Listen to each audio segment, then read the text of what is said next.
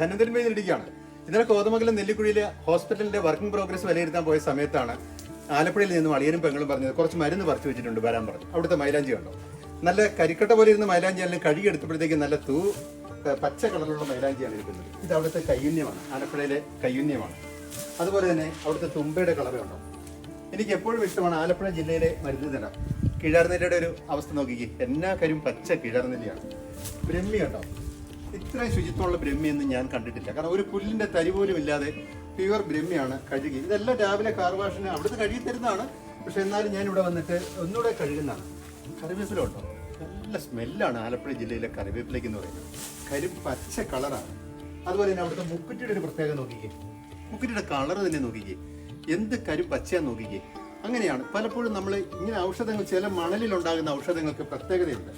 അവിടുത്തെ കുടങ്ങനാണെങ്കിലും എന്നാ ശുചിത്വത്തോടു കൂടിയാണ് കുടകൻ തരുന്നത്. അതുപോലെ തന്നെയാണ് വള്ളിവെള്ളി.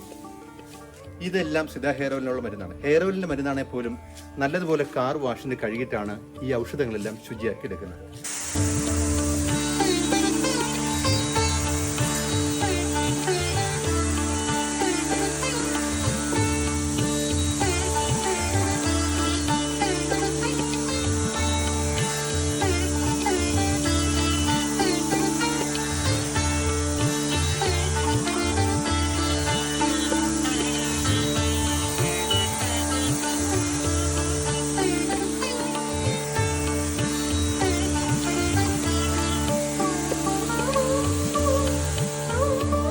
പലപ്പോഴും നമ്മൾ വിചാരിക്കും ഇത് പുറമേ തേക്കുന്നതല്ലേ, ഇന്റേണൽ മെഡിസിൻ അല്ലല്ലോ എന്ന് നമ്മൾ വിചാരിക്കുന്നുണ്ടെങ്കിലും മെഡിസിൻ എപ്പോഴും നല്ല ശുദ്ധിയാക്കി തയ്യാറാക്കി നോക്കുകയും അതിൻ്റെ ഒരു കൈപുണ്യവും ഫലശ്രുതിയും വേറൊന്നാണ്.